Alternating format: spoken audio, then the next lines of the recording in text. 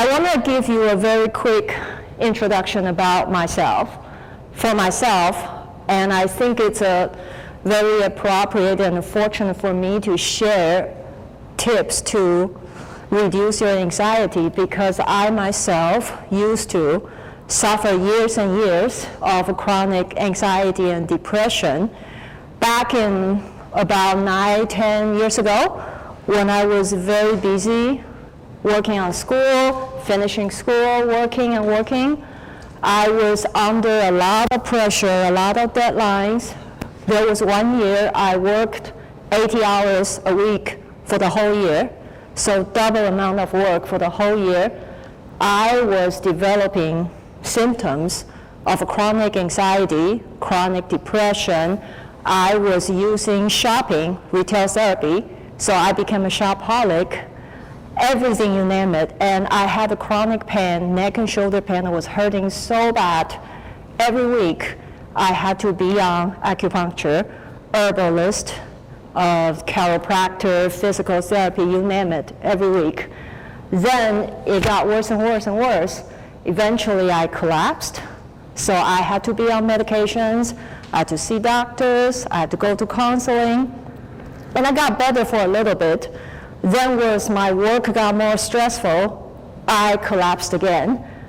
Then I got better a little bit with those different treatments, and then something in life went upside down. I was going through divorce, so I was collapsed again. So the third time, there was one day I was crying because it was a whole week I could not even get out of bed.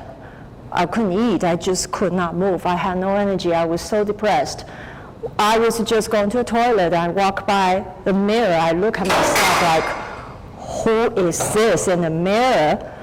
That miserable person with miserable hair like this, and very sad face, lots of tears, and I look at myself in the mirror, I said, okay, I had enough. Enough is enough. I do not want to live like this anymore. I don't want to look at that person in the mirror anymore, ever, with that sort of really sad image. And that was when my life started to get much better.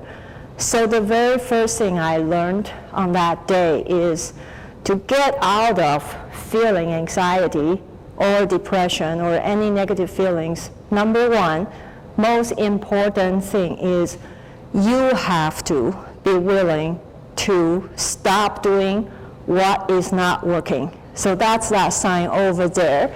Thank you, Gojek, for putting that on. If you are not making any changes, changes will not happen to you. And from there, I did something that was totally different from what I used to do before, when I kept on having relapse of chronic anxiety, chronic depression, feeling passive suicidal, being a shopaholic. I did something completely different. Do you know what it was? Can you guys guess? Any ideas?